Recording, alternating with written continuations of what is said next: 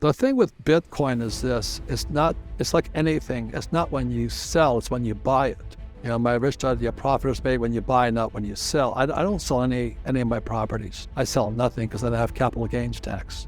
So with Bitcoin, it went up to 20,000 and I watched it drop down to, I think, 1,000, let's say. In today's video, you'll hear from 4 experts on cryptocurrency and investing: Robert Kiyosaki, Warren Buffett, Andy Schectman, and Ben McKenzie. Robert Kiyosaki shares his experience with investing in Bitcoin and how he made a profit by buying at the right time. So today, I think Bitcoin is what, 20,000? Yeah, Bitcoin's at 23,000 now, but it got as high as 60,000 at one point. Yeah, but I don't buy at 60. So anyway, I bought it at 6 and I bought a whole pile of it. Same as I buy gold all the time. I don't save dollars. I save gold, silver, Bitcoin, Ethereum. And I don't just say I like the stuff, but it seems to hold its value. And Buffett called Bitcoin rat droppings or something like that. But he's a stock guy. Grant Cardone buys apartment houses. You don't have to buy apartment houses. You can buy a bond, and bonds are going down right now. There's so many things you can buy, but the biggest question is, how smart are you with your money? And what does school teach you about money? Nothing. I don't care if you're a Christian, a Jew, a Buddhist, or Israeli. I don't really care. Just show me the money. Is that Warren Buffett said cryptocurrencies basically have no value and they don't produce anything. They don't reproduce, they can't mail you a check, they can't do anything. And what you hope is that someone else comes along and pays you more money from them later on. But then that person's got the problem. In terms of value, zero. Hey, look, I'm not saying it's not a smart dude. He's a very smart dude, You can listen to Grant Cardone also. You can listen to me. You can listen to Dave Ramsey, who says live debt free. You got to choose your teacher. So in real life, seek for teachers. If you listen to a school teacher about money, I'll pray for you tonight. You want to listen to Warren Buffett? Listen to him. But I bought it at 6. What did he buy it at? Let's give me a break here. Yeah. And it's not Bitcoin, it's blockchain. Blockchain is the key right now. The numbers in crypto are not real. 1 million people lost access to their accounts at FTX. 1.2 million American Lost access. They can't get their money out Because he was running a Ponzi scheme. if you lose your PIN number, basically, Right. you're just fucked. Right? Yeah, you're just fucked. There's nothing you can do. Right. It's DYOR. DYOR. Do your own research. And that's kind of why they use exchanges, right? Because this way somebody else is responsible, so you don't. Theoretically. What? Yeah, it's just lie after lie after lie. The exchanges are much more, most of them, especially the overseas ones, don't want to get in trouble here in America, are like bucket shops. Bucket shops existed until the 20s. They're fake exchanges.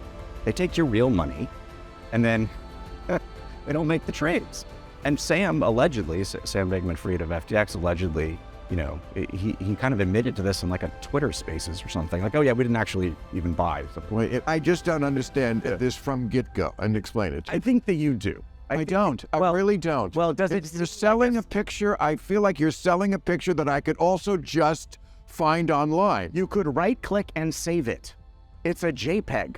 Right. So what am I not getting? Nothing. It's a scam. I told you. I told you I wasn't crazy.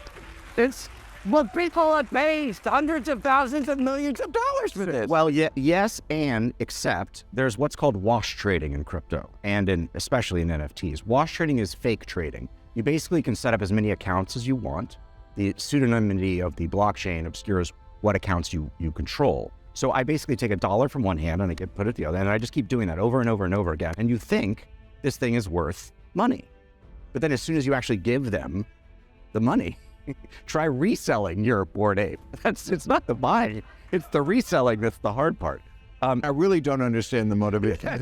It's not because you know art, because it's not art, and it's not for the money. It must be some sort of bragging rights, like, look, I own this. But why couldn't I just say that and show a picture of Bored Ape, which the guy who really has it also has exactly? Well, what's also really funny is that, technically speaking, they're not even the art loosely defined itself. It's actually the receipt for the art. So what you bought is a receipt for a link to a JPEG of a Bored Ape.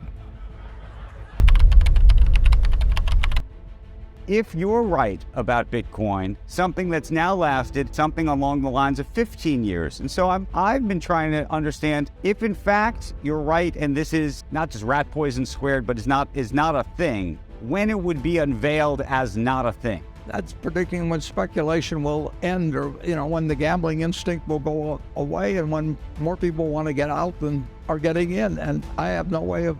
If I thought I was good at that, I'd figure out a way to make a lot of money and different things. All I'm trying to do is buy good businesses. But the one thing I know is I didn't like chain letters when I was a kid. I thought, why in the world should I send along a chain letter the next time when I could start my own? I mean, I've seen people do stupid things all my life, and I empathize with that. I mean, people like to play the lottery. They're going to get 60 cents back on the dollar or whatever the number may be, and states essentially the numbers racket was something that you avoided, and then the government decided it was a source of revenue, and it's very hard to tell people that if they're going to put a tax on essentially a sure loser for society, for the gamblers on the lottery on the whole, but they're appealing to the gambling instinct, and it spreads. I mean, people love the idea they're going to make more money tomorrow, and it really drives them crazy if their next door neighbor is making a lot of money not knowing what they're doing, and they're just sitting there, and their spouse is saying, why is that guy getting a second car, and why are we missing this whole thing? And the gambling instinct is so strong, and you had millions of people that were getting checks in the money and sitting home and finding out that they could have a roulette wheel in their house, and they had all the appeals of gambling and that are used to get people to go to Las Vegas, and you can do it in your home, and they have money, and we've had an explosion of gambling essentially. I'm going to get rich in this country. I mean, if that's what people do, I can be smarter than that. So I've watched it ever since, and it's fascinating to me, but the gambling urge is so strong throughout the world.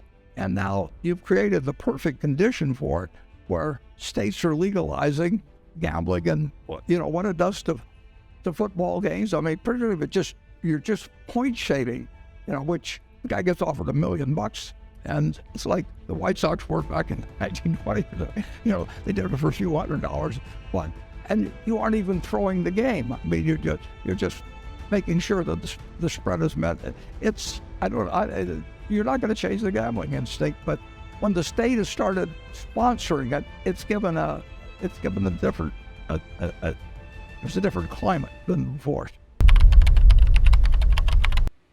I'll tell you right off the bat, in 33 years, and including Silver Squeeze, I've never experienced anything like we've seen since last Sunday, with all the craziness in the banking system. And the difference between Silver Squeeze was massive influx and demand of all new people trying to capitalize and make a profit on what had happened with GameStop and AMC, and the ability to perhaps squeeze the commercial banks and squeeze the silver price, and people wanted to make money, and the motivation was greed specifically. But if you realize, as human beings, we're motivated by greed and by fear, and the greed aspect was off the charts, and we worked for days and days and days taking orders, people who were interested in making a profit, and those people, I think, have been somewhat disappointed, obviously, over the last couple of years over silver's lack of performance. And that's a different story altogether, and quite frankly, I think it's only making it more appealing.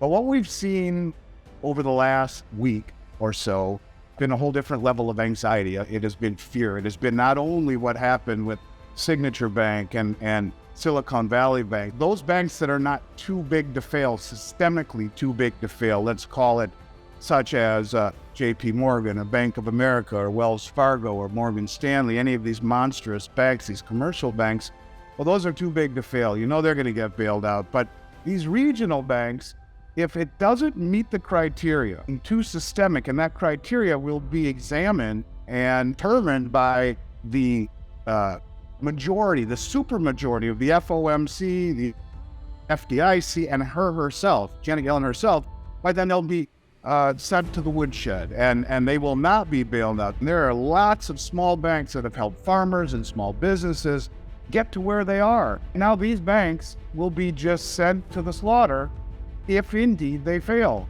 And when you look at these banks that have loaded up on treasuries and mortgage-backed securities over the years, paying the depositors 0.25%, buying treasuries at 2%, making 8 times what they're paying their depositors. Okay, fine, they can live on that. And they're marked at par, these bonds that are on their balance sheet. They're not marked to market until they're forced to sell them, which is stupid in and of itself. But when you realize there's very little capital in the banking system, because during the pandemic, the president allowed all of the reserve requirements to be stripped down to zero. So little cash on deposit for redemptions, or when people come in and say, I want my money. And that's what happened with Silicon, and that's what happened with Signature, where there was a rumor, there was a feeling that something wasn't right, and there was a run on the bank, and they wanted their money back, and they had to sell these assets, these treasuries or these mortgage-backed securities, which are toxic right now. They've lost 50, 60+% of their value, and the only time that that is realized is when they're sold. Well, how do you come up with the cash to pay the depositor who wants a redemption if you don't have it? Well, you have to sell your bonds on your balance sheet, which are all have been eviscerated by the increase in rates. So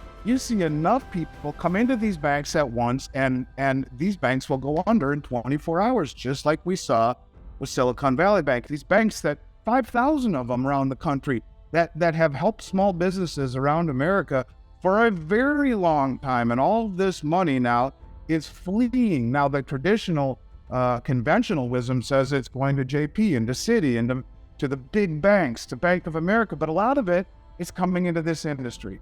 And I've never experienced anything quite like this, where, you know, we're doing a month's worth of business almost every day. I mean, it's the damnedest thing I've ever seen. And people are freaking out, Chris. People are really, really scared. And yes, a lot of that money will transition into the commercial banks, flocking into a handful of of very large banks. But you have basically sealed the fate of a tremendous amount of these regional banks that have been the cornerstone of small businesses around this country for a very long time. Because if you are, let me put it to you this way, I bank with a bank through my business that I'm considering moving a good portion of it out of into one of these larger banks for that exact same reason. And this bank has done so much for my company. But it's scary, because if they go under and Janet Yellen doesn't think they're systemic enough, what does that mean? And, you know, the question is this intended? Was this precipitated? Have they thought this through? Are they trying? And that this is only going to precipitate more of the same thing. And God help us if Japan and or China dump their $2 trillion in treasuries, and God help us if Saudi Arabia makes that long-awaited announcement. They've already told us they're joining BRICS. They've already told us they're open to taking other currencies for oil. God help us if they make that statement that we're done accepting just dollars, and what happens to interest rates then, and what that does to the entire banking system, especially these banks that she told us will not be bailed out. And as a result, I have never experienced the type of anxiety and fear that I have seen over the past week, to where we are working. When you look at what's happening with the states like Missouri and Idaho and Wyoming and Tennessee and Mississippi and Alaska and all of these red states that are now telling their citizens, we need to be able to hold gold not only in the state coffers and in our own state funds, but a lot of these states like Wyoming and Missouri and soon to be Kansas and others are allowing gold and silver to be used for all debts, public and private, not only paying your property taxes, but paying the shop owner if they should so deem appropriate. This is going to wake people up. You put another year's worth of a 16% decrease in the 10-year treasury and the stock market getting clobbered by over 20% in the S&P, you throw in instability and fear about the safety and sanctity of the banking system, and then you see other issues come on, like the state say, hey, people, you should be buying gold and silver, waking these people up to an alternative that they haven't seen. And it is a recipe for everything in this industry to be gone. And like I've been saying on your show and others for 2 years, the little boy who cried wolf, I admit it, the wolf does come, and the wolf is coming. And one of these days, the wolf is going to eat every bit of supply in this industry. And here again, last week I told you I was shocked that premiums haven't gone up. Well, they're starting to go up again. It went up again on Eagles. They've gone up again on everything. And it's getting impossible to get. And if you ask any owner of a precious metals company, SD, JM, APMEX, us, Money Metals, ask them all, they'll say the exact same thing that I'm saying here right now. They've never seen anything like it. This is silver squeeze on steroids as far as I'm concerned.